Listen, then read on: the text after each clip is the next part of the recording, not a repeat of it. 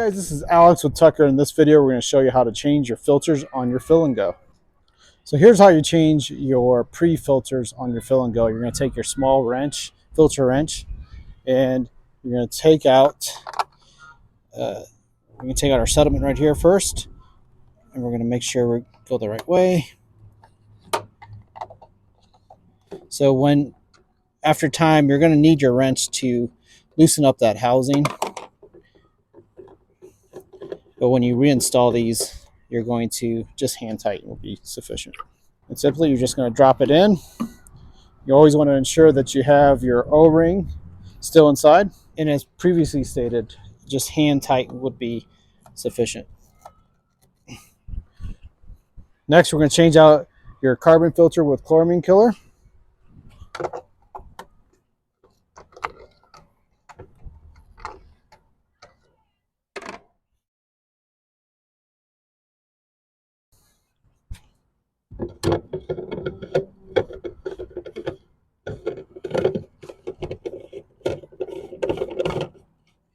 Once again, make sure that O-ring is seated properly, and then we're just going to tighten this by hand.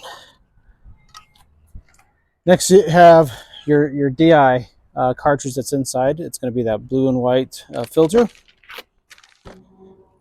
Be mindful of this. It's going to be full of water. It's going to be kind of heavy. When you dump this out, with all the excess water that it has in there, this gasket or this O-ring that sits up top, it's easy for that to follow, to make sure that's still in place.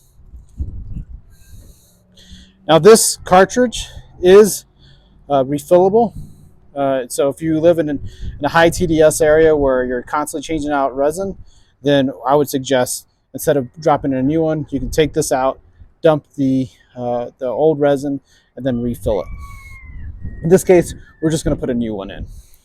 So you want to be mindful when you're reinstalling your DI cartridge. This gasket should be facing upwards. And it's kind of hard to tell, but there's a little white arrow. You want that going up as it seats in here. And once again, make sure that O-ring sits good right there. So your most common filters that you're going to be changing will be your pre-filters. These are rated for 5,000 gallons on the carbon. The sediment, that's something that you most likely might change out a little more often than that. It always depends on the usage. That's going to collect your major junk and debris. So if you ever notice a drop in flow, and you normally have good pressure, most likely these filters are starting to get clogged. So this one you'll change out a little more often. This one, like I said, is rated for 5,000 gallons. Let's see, 100 tanks before you swap that out.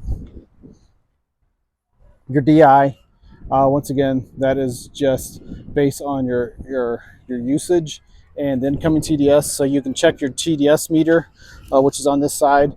So we recommend swapping out your resin at 10 parts per million, because at 10 parts per million is when you can start seeing spotting on the glass. Next is the RO membrane. Now this is one that's going to be an infrequent change out. So depending on the water quality in your area, it could be a number of years before you're changing this out.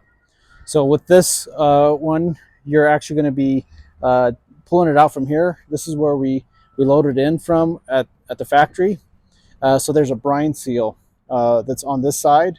And so we make sure that that's the last thing that goes in there.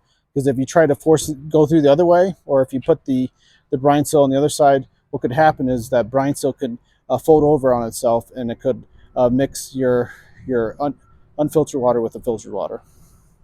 So what you'll need for that is just a 1/2-inch socket and wrench. Typically, I like to just take it off one end, and then you kind of maneuver it away from there. Next, I will disconnect the hose. These are push to fit. So there we go. And then you can just simply pull this out. And sometimes the RO membrane will follow. You can see there's that brine seal that I was mentioning before. Now be aware there's going to be water in there. So in this case, this hasn't been sitting in there too long, and for the most part, you're still going to have this lubricant that's still inside. That would be sufficient. But in case it maybe your system has been sitting around for a while, we do have available for sale this packet of Molykote. And if you will use this, what I would suggest, I don't have it on right now, but I would suggest having gloves. This is a packet of Molykote that we sell by itself. Most likely you won't need to apply this in your system, but in case you do, this is how you do it. You want to make sure you are coating the what's called the permeate tubes with it. Let's take that end.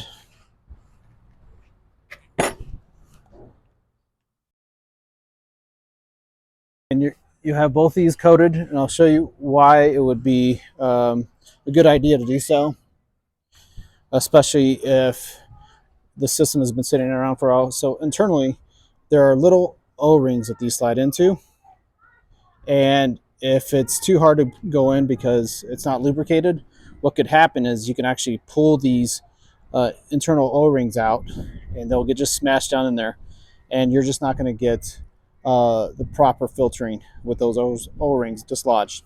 So I'm going to slide in there. You want to make sure this is your brine seal. We don't want to put it in this way. So what's going to happen is as you slide it in there, it's going to fold over on itself, and that's something you definitely don't want. So you're going to make sure your brine seal is this way. And we're just going to slide this all the way in.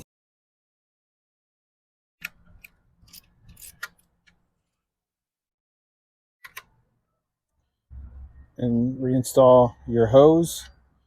So this is the incoming from your pre-filters. So there you have it. This is a how-to video on how to change your filters on your Tucker filling gun.